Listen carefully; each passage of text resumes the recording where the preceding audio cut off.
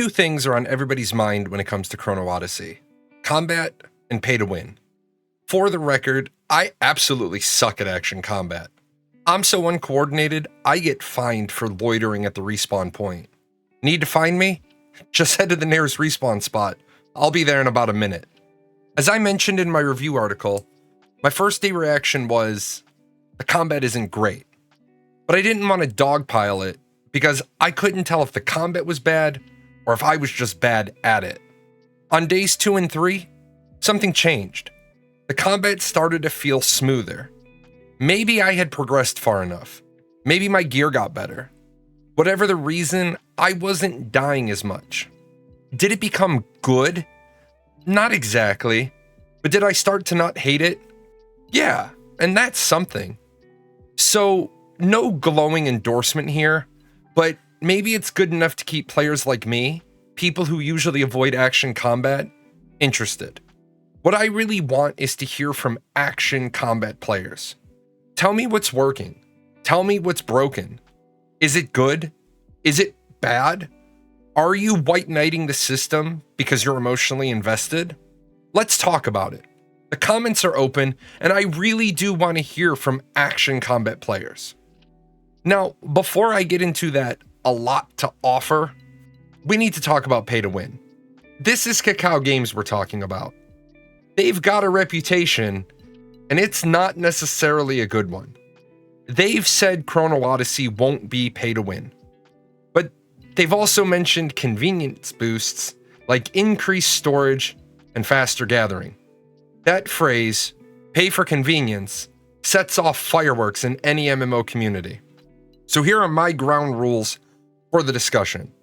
If you think paying for convenience equals pay to win, you're allowed to think that. It's your money. Don't spend it on systems you don't support. If you think convenience does not equal pay to win, you're allowed to think that too. It's your money. Spend it how you want. If you love the game, you don't need to defend it. Kakao has a PR team. They can fight their own battles. If you hate the game, don't go scorched earth on the people who enjoy it. You've got 100,000 other games to choose from. Take your energy there. All right, let's talk about what else this game has to offer. In my written review, I said I wasn't feeling the artisan system. That's changed a little bit. The more I played, the more I warmed up to it. Here's how it works. You've got 5 gathering life skills. They feed into 1 processing skill. That branches into 5 crafting disciplines. It's not very deep, but the gather, process, craft loop, it's kind of rewarding. Will it stay fun long term? We'll have to wait and see. Is it weird that you can gather materials for gear you won't equip for 10 levels? Kind of. But the fact that gear has durability and needs to be repaired or replaced, that gives the crafting system real purpose. But that is a rabbit hole discussion, and I don't want to dive into that in the video, but if you want to talk about it in the comments, go right ahead. Let's talk about progression.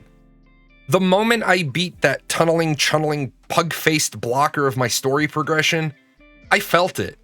It was earned. It was not handed to me.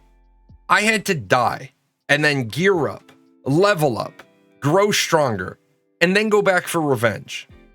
Chrono Odyssey doesn't hand you the wins. It reminds you what it feels like to fail and have to fight back. That's powerful. But you know what isn't powerful?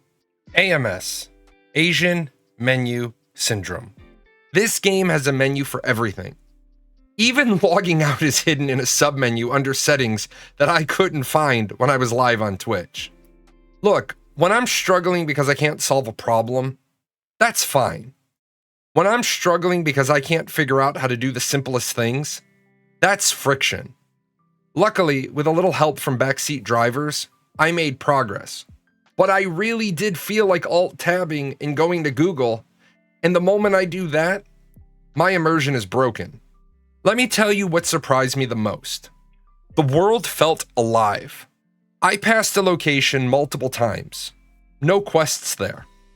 Then, on one pass-through, a quest appears. Was it my level? A flag from another quest? Or was it just a sunny Tuesday? I have no idea, but it worked. I also like the random side tasks, sort of like this light Fate from Final Fantasy XIV. Not major content, not game defining, but it made the world feel reactive. Like something could always possibly happen nearby. Is Chrono Odyssey Game of the Year? No. Does it have solid bones, clean skin, maybe even nice teeth? Yeah.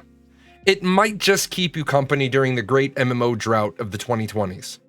Right now, I give it a 7 out of 10.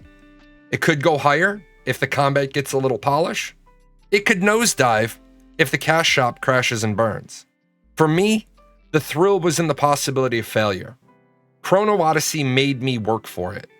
And the world bugs and menus aside, the game actually feels worth exploring. But that's my take. What's yours? Leave it in the comments below. I wonder if the organic meat sack that runs this channel knows a lot of these sponsors don't sponsor us anymore. They were longtime sponsors. The credits are fine. Do we get paid? Is any of this sponsorship money for Gale, Daisy, the Chaos Fund? You are a figment of Jahlon's imagination. I don't think you will be getting paid.